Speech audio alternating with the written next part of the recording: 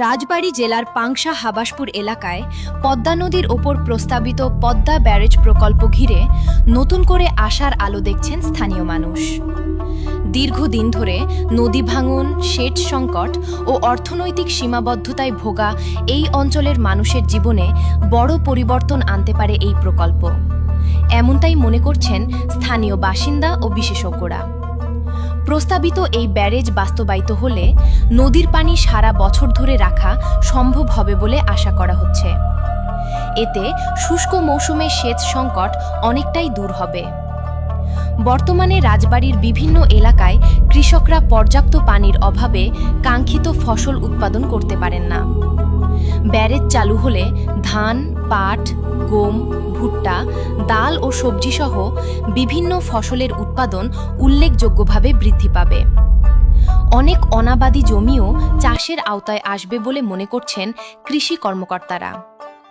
স্থানীয় কৃষকদের মতে গভীর নলকূপের ওপর নির্ভরতা কমলে সেচ খরচও কমে আসবে, ফলে কৃষি আরও লাভজনক হবে।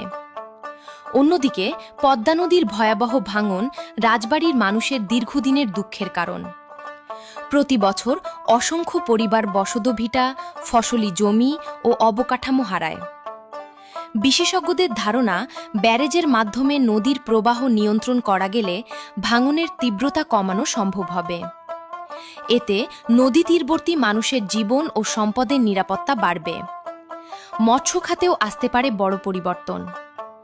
নদীতে সারা বছর পানি থাকলে দেশীয় মাছের প্রজনন ও উৎপাদন বাড়বে। এতে জেলেদের আয় বৃদ্ধি পাবে এবং বাজারে মাছের সরবরাহ বাড়ায় সাধারণ মানুষও উপকৃত হবেন। এছাড়া নৌ যোগাযোগ ব্যবস্থার উন্নতি ঘটবে বলে আশা করা হচ্ছে। নদীর নাব্যতা ঠিক থাকলে কৃষিপণ্য ও স্থানীয় শিল্পপণ্য কম খরচে দেশের বিভিন্ন অঞ্চলে পরিবহন করা সম্ভব হবে। এতে ব্যবসা বাণিজ্যে গতি আসবে এবং নতুন শিল্প কারখানা ও ব্যবসা প্রতিষ্ঠান গড়ে ওঠার সম্ভাবনা তৈরি হবে।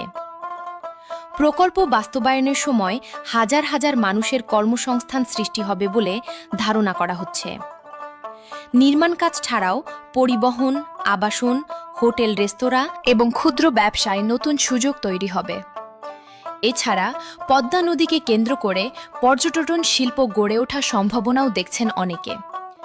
এতে স্থানীয় অর্থনীতিতে নতুন গতি আসতে পারে। পরিবেশবিদদের মতে ভূগর্ভস্থ পানির ওপর চাপ কমবে এবং পরিবেশের ভারসাম্য রক্ষা সহজ হবে। জানা গেছে, দীর্ঘদিনের পরিকল্পনার পর অবশেষে পদ্মা ব্যারেজ প্রকল্পের প্রথম পর্যায়ের